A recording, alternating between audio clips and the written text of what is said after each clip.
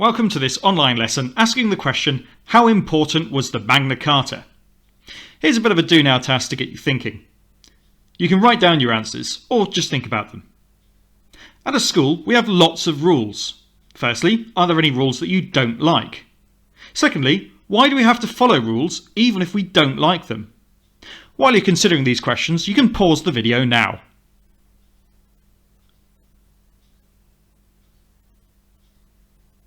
Well, when I ask this question in class, usually one of the most popular answers I get back is, we don't like the uniform. Okay, fair enough. No one's saying that you have to. So why do we have to wear a uniform at school, even if we don't like it? Well, one of the reasons is it's about giving us a sense of identity. It's about providing an expectation, one that you might have to follow in adulthood. But also, it gives a sense of kind of equality, I suppose. Think about the stress and the extra expense that would go into buying all the latest outfits and competing with your friends over that. With a school uniform, you don't need to do that. So that's a significant kind of lower cost in your life, but also might reduce your anxiety too. So there's an example of a rule that you might not like, but one that has actually a pretty good reason to go with it. Yes, I've heard it all before. The uniform doesn't help us learn. Well, I would argue against that, especially when it comes to your well-being and a sense of identity and pride in the school. But I would say that, wouldn't I? I'm a teacher. But why am I mentioning this now in a history lesson? Well, the fact is that kings, prior to something called the Magna Carta, never actually had to follow any rules or laws themselves. After Magna Carta, they did. And so we're going to find out why the Magna Carta was created and what impact it's had on history. Firstly, we're going to do a quick do now quiz. We'll go through the answers to these at the end of the lesson so you can go back and do any corrections. Question number 1. Who was in overall control of the medieval church in England? That's just 1 mark. Question number 2. What was a pilgrimage in medieval times? Just 1 mark for that as well. By the way, if I'm going too quickly, you can always pause the video between each question. Question number 3. Give 1 way that King John was a bad king. Question number 4. What does excommunication mean? Question number 5. Give 2 rules in Magna Carta 1215. There's 2 marks for that one there, so you will need to include any 2 rules. Question number 6. Note 3 symptoms of the Black Death. This might not be something that you've studied yet, in which case this is a little bit of pre-learning before we get there. Question number 7. Medieval people believed that miasma caused the Black Death. What does miasma mean? Question number 8. What or who were flagellants? Question number 9. Note 2 economic consequences of the Black Death. Economic refers to money, business and work. And question number 10. Note down 2 reasons to explain why the peasants revolted in 1381. Okay, if you're going to have a go at that task, you can pause the video now, and once you've finished the questions, press play again and we'll continue on with Magna Carta.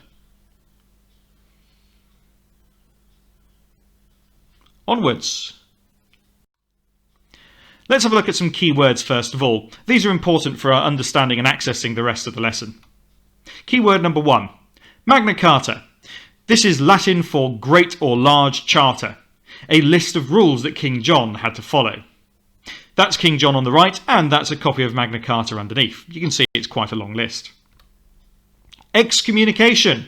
Well, this was in our quiz, so you might get an answer that you didn't know before. This is being chucked out of the church and damned to hell.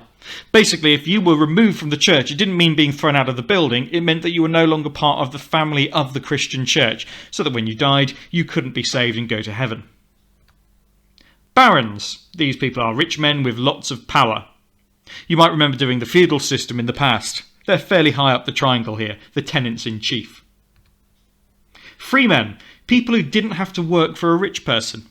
So the majority of the country were peasants. They had to do at least some work for their local lord. A freeman didn't. And a peasant, a poor person who works as a farmer for a rich person.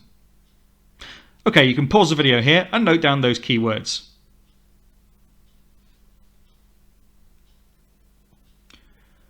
Alright, let's find out a little bit more about King John. Who was King John? King John was King of England from 1199 until the year 1216. His nicknames were Lackland and Soft Sword. Those aren't just nicknames that we give him now, those were his nicknames at the time. These days he's often referred to as Bad King John. By the end of the lesson you might well agree with that. He succeeded Richard the Lionheart. That was his older brother, who had been killed in a battle, or rather a siege, outside a castle in France. He had been very popular, despite the fact that Richard the Lionheart actually spent very little time in England. John lost a lot of wars, unlike Richard. He lost almost all of England's land in France. He raised lots of taxes to pay for these wars. He treated his barons very harshly, taking their land and imprisoning their relatives. He also fell out with the Pope and the Church by trying to take more control. Popular ideas of John are almost always completely negative. I've read several books on him and can find very little positive to say about him. This is unusual. You can usually find a few redeeming features about people in the past rather than having a really simplistic view. However, one of the most famous depictions for children is this fella, Prince John from the Robin Hood Disney film.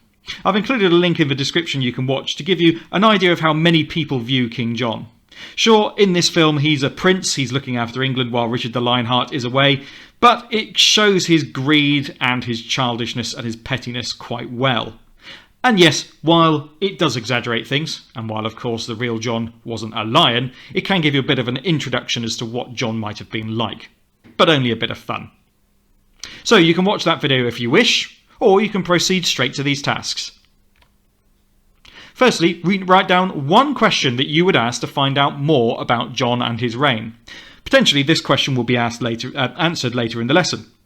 Secondly, you can write down 2 opinions you have of John from this information, and possibly from the film if you watch it as well. Thirdly, write down 3 interesting facts about John. And then lastly, as an extension, explain why John got the nicknames Lackland and Soft Sword. Pause the video here while you complete those tasks. It'll probably take you about 10 minutes.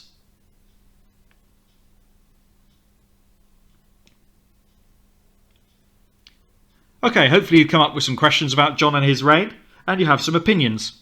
I expect most of these opinions are negative. What about the interesting facts? Well, there's plenty to choose from, but considering these nicknames, Lackland, well, if you lack something, it means you don't have any of it. John was a Lackland because he lost all of that land in France. But more than that, he was also granted less land than his other relatives, and that's something that really stuck with him. What about soft sword? Well, if you had a soft sword, you're not going to win many wars, are you? And John didn't either. There is a possible double meaning to soft sword, in that John didn't actually have any children. I'm going to leave that to your imagination.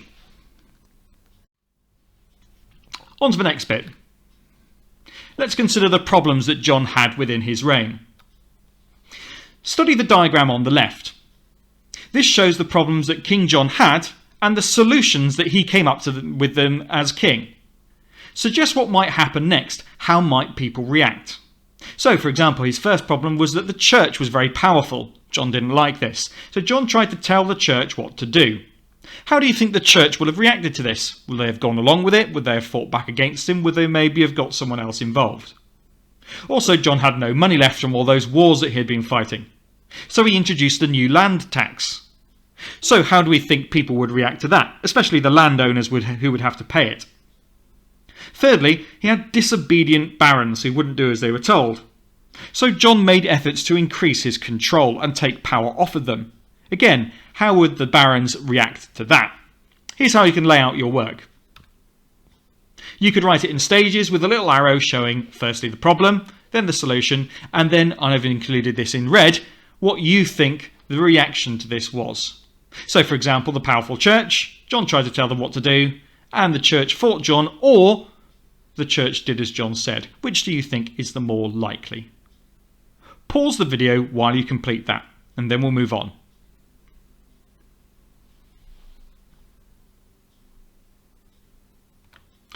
If you've done that, now you can work on this challenge. What do you think was John's biggest problem? Why? And do you think John's solutions made him a good or a bad king? Consider, are these things that are likely to get people on his side? And are they likely to work to solve these solutions? If you want to take part in that challenge, pause the video now.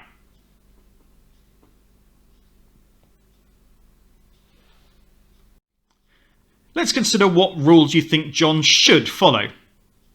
Notice that our diagram has been extended somewhat. This is what John really did. What I need you to do now is to correct the answers from your last task when we look at the reaction. Did you get them right? In which case, well done, you worked it out and thought like a historian. If not, if you got them wrong, not a problem, you've learnt something new. King John managed to upset virtually everybody in the country, but especially the church and the barons. Let's see what their reaction was. So John's first problem was that he had a powerful church. John tried to tell the church what to do, and as a result John was excommunicated. He was thrown out of the church. John had no money left, so he introduced a new land tax, and the barons and knights became very angry. That probably contributed to the next problem, disobedient barons. When John tried to increase his control by imprisoning people and by raising taxes and fines, John was made to accept a list of rules called the Magna Carta, although that was only after a war had been fought. So after beating John in a war, the barons forced John to sign a Great Charter, a list of rules that King John had to follow. Pause the video while you make your so-called corrections or additions to your original diagram or answers, and when you're ready you can press play and we'll continue.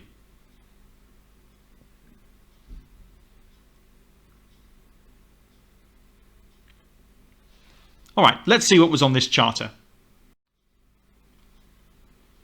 So, John's mistakes were that he tried to tell the church what to do, he tried to introduce a new land tax, and he tried to put his barons in prison. So what rules could be introduced now to try and make him behave? King John's solutions made people very unhappy. Your task now is to come up with a list of rules that King John could be made to follow to stop him making mistakes. You could base these on the problems that he originally had. Now the idea here is to get you thinking about what people cared about in medieval times and how the king was misbehaving and how he might be controlled, because up until this point kings had never really had to face any control. After that we're going to have a look at the rules that he really did have to do. As a challenge task, you could choose one of your new rules, and then rewrite it twice. Rewrite it once so that it is easier or kinder to John, and once to make it harsher or nastier to John. Okay, pause the video here while you complete that task, and then we'll have a look at the real Magna Carta rules.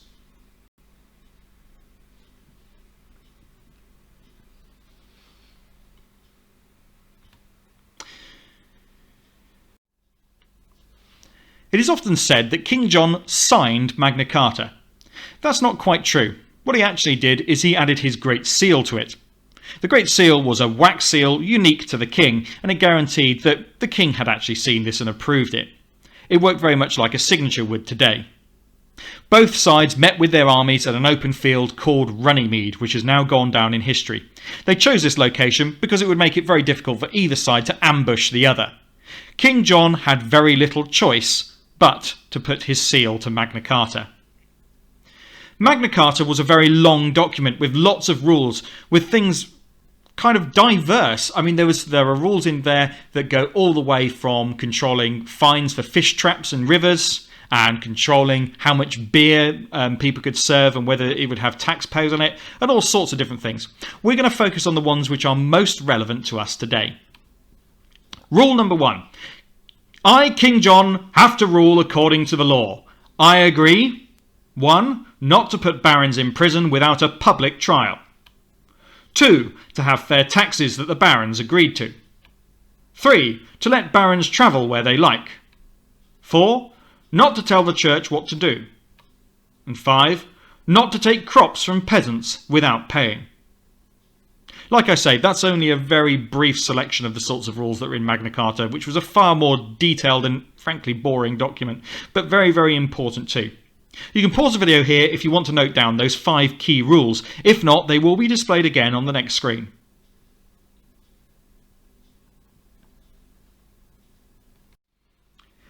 Have a look at this table here.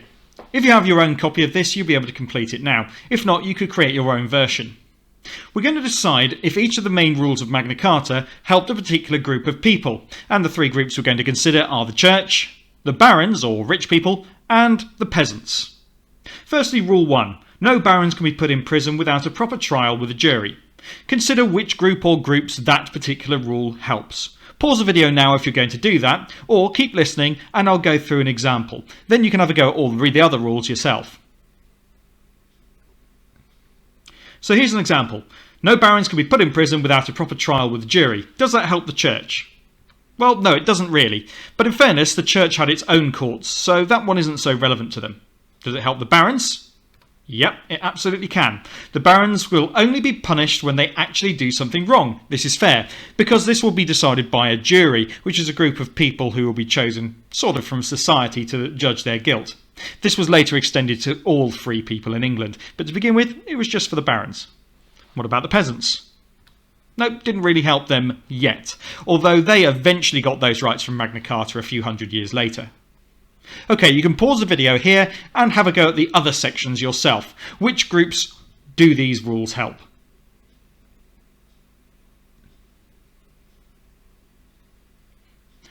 Right, hopefully you're finished with that now. Let's have a look at the other groups that were helped. The king cannot make the barons pay tax unless they agree to it. Again, that one didn't help the church because it's not really relevant to them. But it does help the barons. The barons only pay taxes that they agree to, and this was something that was decided at their meetings of parliament. What about the peasants? Nope, it doesn't help them.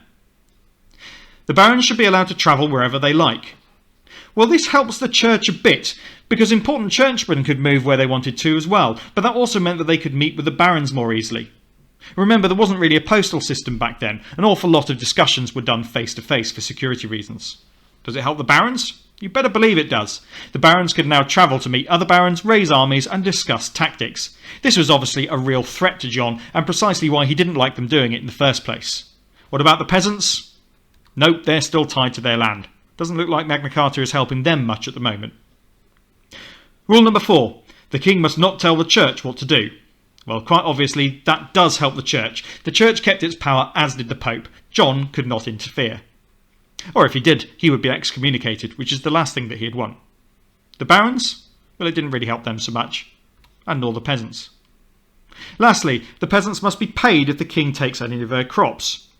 Well, that doesn't help the church much, but it helps the barons a bit. Peasants were likely to be more cooperative when the barons came to take food, especially for their armies, if they knew that the peasants would be paid.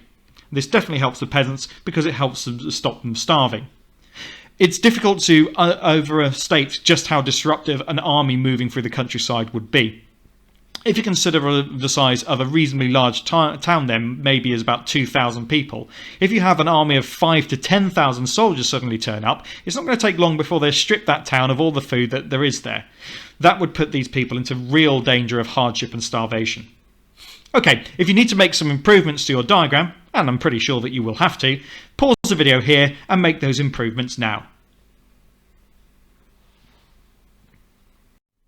We're now going to complete a short and structured written task on this. I'm going to answer this question.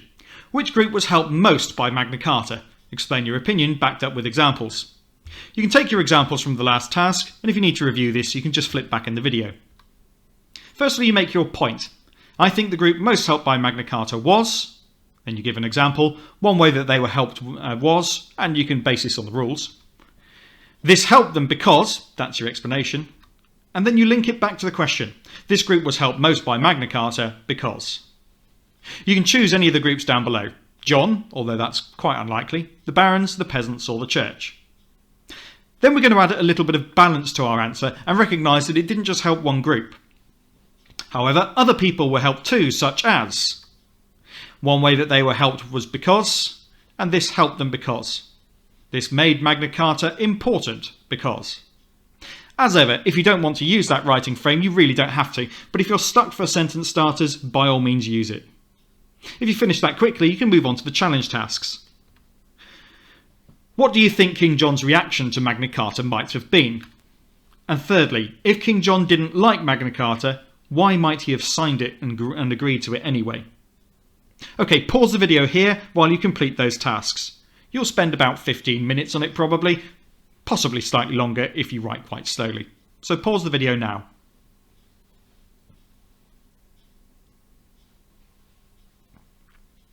Before we proceed to the next section, I've included a second link to a video in the description to this video. This gives about a 7 or 8 minute summary of all the events of Magna Carta just to jog your memory and to make sure that you got everything. If you want to watch that and then improve your answer as well, that would be a really good idea. Again, the link to that video can be found in the description. If not, we'll move on to our final section of tasks. We're going to consider now what historical significance is, firstly in a general sense, and we're going to consider the significance or importance of Magna Carta. According to a professor of history at the University of Cambridge called Christine Council, to be historically significant, an event or individual must pass what she calls the R's test. It must be remarkable, a significant or notable event or person. It must be resulting in change. It must be remembered, so ways that it is remembered today. And it must create ripples or have an effect on future generations and on future events. Your task then, choose an important event in history.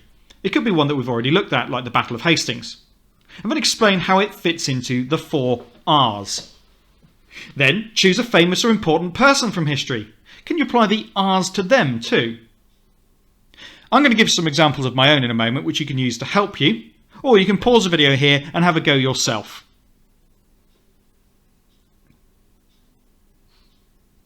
Okay, let's consider an important event.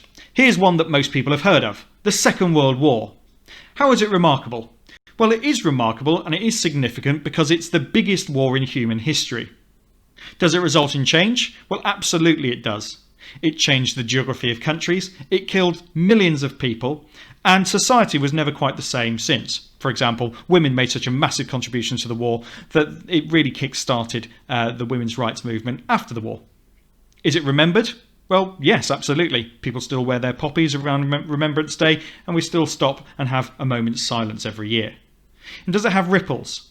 Well, absolutely. Think about the weapons and the technology that was invented, which we use even in peacetime since. All right, what about a person? Who shall I think of? Well, what about Henry VIII? That's someone that you might look at later in the year, or someone you might already know about. Are they remarkable? Well, yes, they're King of England. That makes them pretty remarkable even to begin with.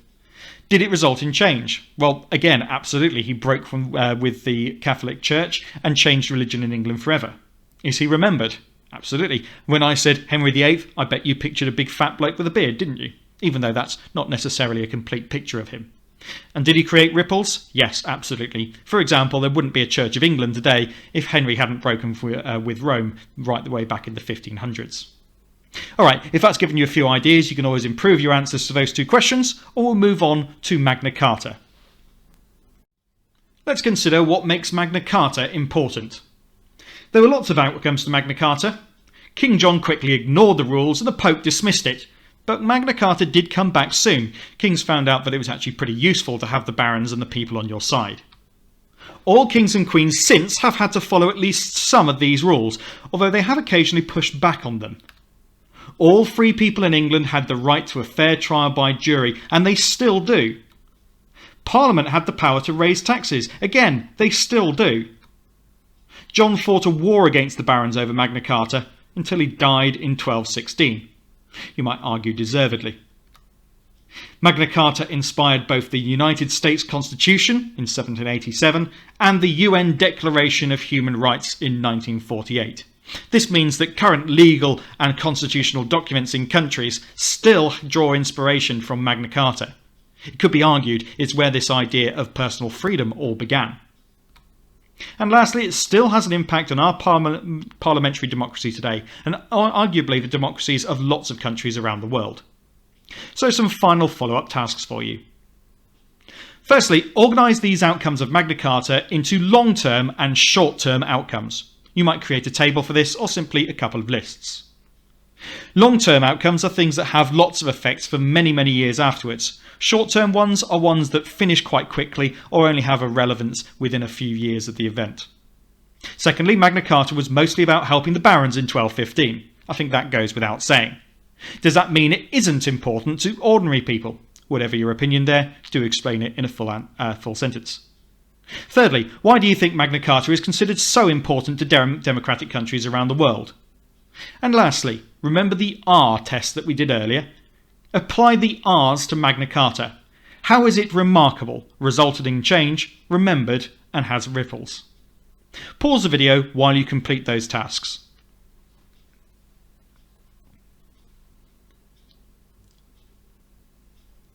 Well, let's consider the R's test with Magna Carta.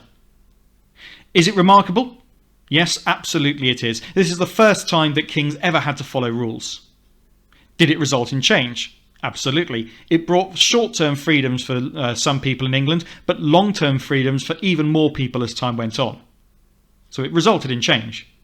Is it remembered? Well, the fact that the United States still looks back to Magna Carta, despite the fact it's a really modern country and a different country to England, shows just how remembered it is. The First Lady of the United States, Eleanor Roosevelt, was one of the key people behind the UN Declaration of Human Rights after World War II. She remembered it as well. So does it have ripples? Well, the very fact that you cannot be put in prison without having a fair trial by jury in this country is a direct descendant from this idea put forward in Magna Carta. You better believe it's got ripples. The last thing to do in the lesson is to go through the answers to the Do Now quiz. So let's have a look at some answers. You can correct your answers as you go along. Who was in overall control of the church in medieval England? Well, John would have liked it to have been the king, but it was actually the Pope. What was a pilgrimage in medieval times? It was a religious journey. Give one way that King John was a bad king. Well, there are loads of examples here. He raised taxes, imprisoned people, lost wars. Any that you've got in the lesson would be relevant. What does excommunication mean? It means being excluded from the church by the Pope or chucked out of the church. Anything of that meaning, you can give the mark. What about two rules of Magna Carta? You could have the barons and freemen could not be in prison without a trial. Barons had to agree to taxes. Barons could travel whether they liked. The king could not tell the church what to do, and the king had to pay peasants for their crops. Any three symptoms of the Black Death? Well, we'll look at this in a future lesson, but if you didn't get any, here are some. Buboes, which are horrible pus-filled blisters, very disgusting. Boils, blisters, sweating, fever, coma, vomiting blood, seizures. There are a few others like aching limbs, for example. Medieval people believed that miasma caused the Black Death. What does miasma mean? Well, it means bad air or bad smells causing the disease. Who were the Flagellants? They were people who whipped themselves to stop the Black Death. Basically, they believed it was a punishment from God, so if they punished themselves, God would stop punishing them. Note down 2 economic consequences of the Black Death. Again, lots to choose from here. Lots of workers died, rich people and poor people died, workers could demand more pay and rights as there were fewer people to do the work, barons had less power over the peasants and serfs. A serf is kind of a person who has to work the land for their leader or their lord, and the church became poorer and trade decreased. Any 2 reasons to explain why the peasants revolted in 1381? Again, this is something for a future lesson, but to give you a head start, the peasants were unhappy with their treatment. The king introduced an unfair tax called the poll tax. People didn't like how the tax was enforced. The king was young and untested. A man called Wat Tyler was a persuasive and good leader. And since the Black Death, people were questioning the power of the rich. There are other potential ones that you might have got there as well. And on that note, that's the end of the lesson. I'll say thank you very much for watching, and I hope it's been useful and interesting to you. If it has, give the video a like and subscribe to the channel for more such content. Other than that, I'll say goodbye, and thank goodness for Magna Carta.